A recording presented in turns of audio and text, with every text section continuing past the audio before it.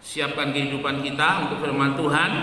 Kita akan buka di dalam Injil Yohanes pasal yang ke-12 ayat yang ke-7. Injil Yohanes 12 ayat yang ke-7. Dimohon dengan kasih Kristus Ibu Elsia untuk membantu membacakan ayat-ayat yang kita baca pagi hari ini. Injil Yohanes 12 ayat yang ke-7.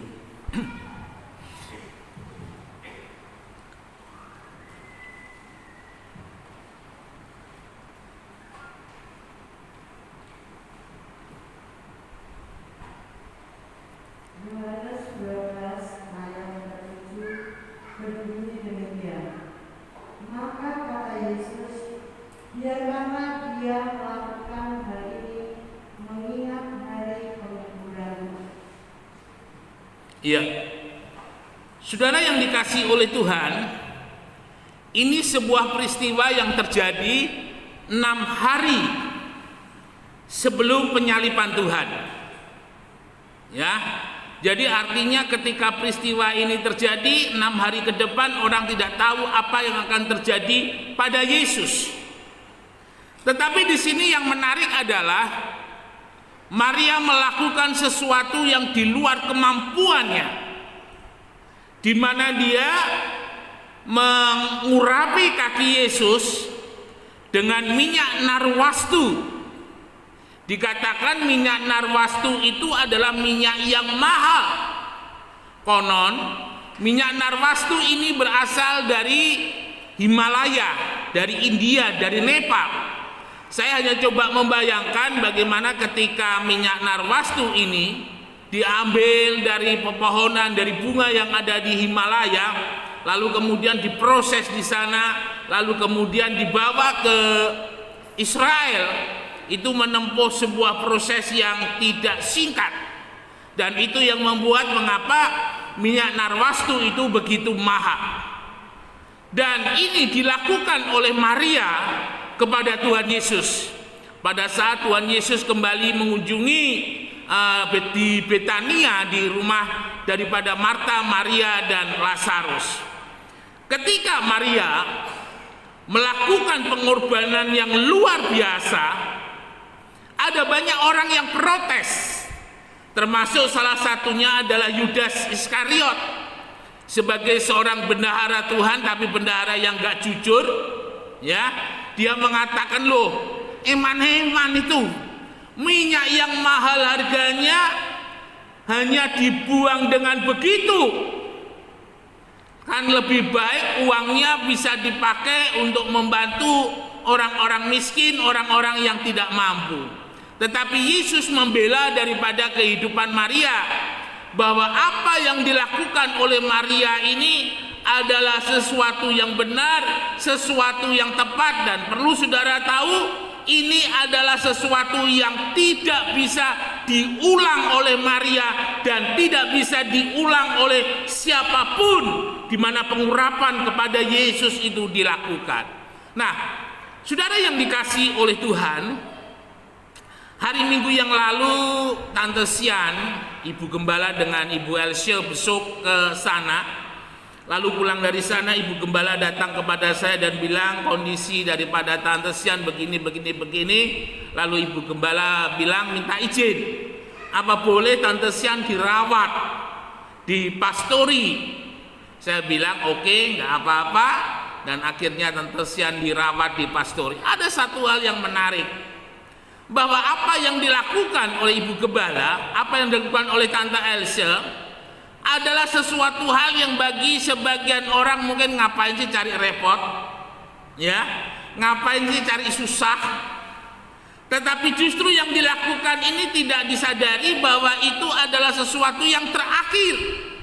Karena 6 hari kemudian setelah berada di tempat ini, Tante Sian dipanggil menghadap kepada Tuhan. Saudara, hidup ini adalah kesempatan, ya. Setiap kehidupan kita tidak tahu 6 hari ke depan itu ada apa dan seperti apa. Jangankan 6 hari, 1 hari ke depan kita tidak tahu apa yang akan terjadi dan apa yang akan menimpa, kita tidak tahu.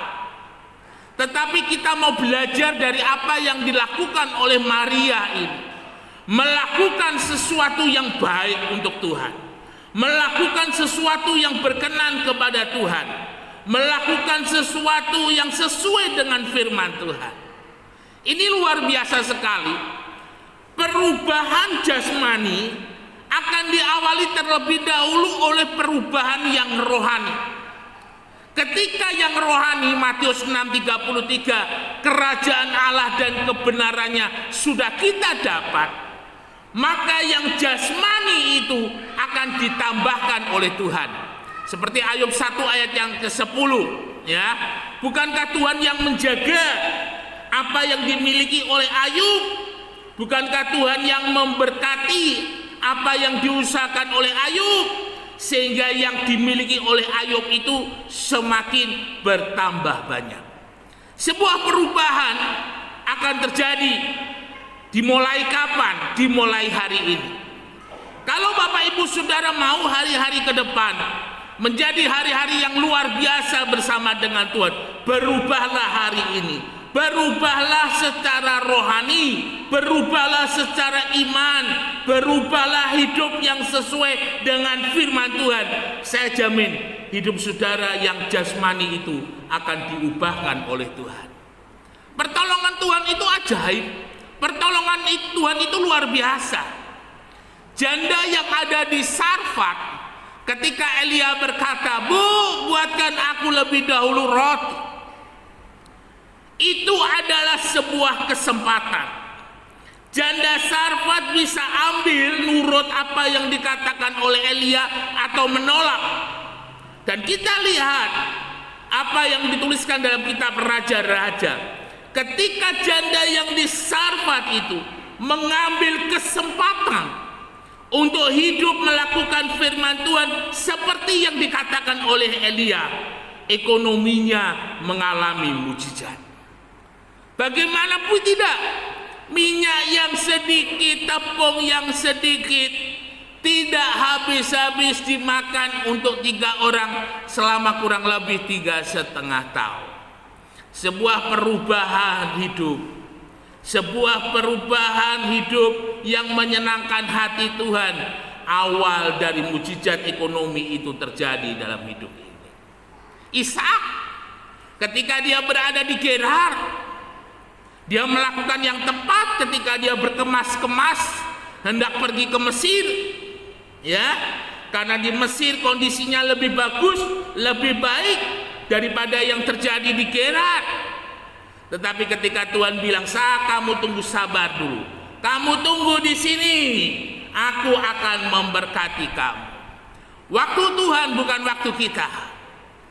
Naomi ketika berada di Bethlehem dan Bethlehem mengalami kekeringan, Naomi lebih memilih apa yang dilihat oleh mata. Naomi lebih memilih apa yang bisa dipikir. Dan apa yang bisa dipikir manusia, apa yang dilihat oleh mata manusia, perhatikan dengan baik-baik, semuanya terbatas. Naomi tidak berpikir apa yang tidak dilihat oleh mata. Naomi tidak berpikir apa yang tidak bisa dipikir. Segala sesuatu yang Tuhan bisa lakukan, segala sesuatu yang Tuhan bisa kerjakan, Naomi salah. Dia pergi ke Moab, bukannya dia ditolong, bukannya dia diberkati, tetapi dia hancur. Saudara, pertahankan hari ini. Jika saudara sudah hidup sesuai dengan firman Tuhan, pertahankan. Ya, pertahankan. Seperti halnya Ishak, kamu tetap tinggal di Gerar meskipun itu sulit sukar, tetapi kalau itu bagian dari master plan-nya Tuhan, pertahankan. Karena saudara akan melihat tidak lama lagi bagaimana matahari itu bersinar setelah semalam kegelapan itu menyelimuti. Luar biasa. Ishak mengalami satu hal yang luar biasa di dalam hidupnya. Ketika Tuhan bekerja, memberkati usahanya, memberkati pekerjaannya, dan dia dengan sabar menanti. Teruslah menjadi orang percaya yang beriman. Teruslah menjadi orang percaya yang menaruhkan pengharapannya kepada Tuhan. Jangan mengeluh. Jaga hidup ini selalu hidup benar di hadapan Tuhan. Pada waktunya air mata itu akan berubah menjadi sukacita. Pada waktunya habis malam yang gelap akan terbit mentari yang bersinar begitu terang menyinari di dalam kehidupan ini. Bapak Ibu Saudara yang dikasihi oleh Tuhan, hidup ini adalah kesempatan. Ketika kesempatan itu tidak kita ambil, ketika pada saat kesempatan itu kita tidak ada, maka kita perlu beberapa waktu lagi untuk kita boleh mengambil kesempatan itu. Mungkin kita tidak bisa lagi mengambil kesempatan itu karena kesempatan itu sudah berlalu. Ketika saya mulai membantu di sekolah STT Aras Tamar di Mataram, sebagian orang mungkin berpikir sekolah ini sekolah yang gak ada duitnya, sekolah yang kecil. Tapi bagi saya itu sebuah panggilan. Justru saya melihat di tengah-tengah kecilnya sekolah itu ada sebuah semangat, ada sebuah spirit untuk mengemban amanat ilahi daripada Tuhan. Dan saya bergabung. Dan ketika saya mulai bergabung, Tuhan luar biasa. Saya tidak hanya mempunyai nomor induk dosen nasional, sebuah sertifikat begitu atau SIM begitu untuk saya boleh mengajar begitu kira-kira. Dan itu sesuatu hal yang bagi saya sebuah kesempatan. Di mana di tempat yang lain saya tidak pernah mendapatkan tawaran seperti ini. Di tempat yang lain saya tidak pernah mendapatkan pengakuan seperti ini. Dan ketika kesempatan itu saya ambil, saya boleh menikmati sukacita daripada Tuhan. Pagi hari ini, saudara-saudara yang dikasihi oleh Tuhan, jika saudara mau mengalami yang luar biasa dalam hidup ini, kesempatan untuk berubah harus kita mulai saat ini. Ketika saudara mau mengalami kesempatan, Tuhan angkat hidup saudara, Tuhan pulihkan hidup saudara, Tuhan tolong hidup saudara. Saudara harus mengubah hidup mulai saat ini. Rubah cara hidup saudara, rubah cara pandang saudara, rubah segala sesuatu yang Tuhan tidak berkenan.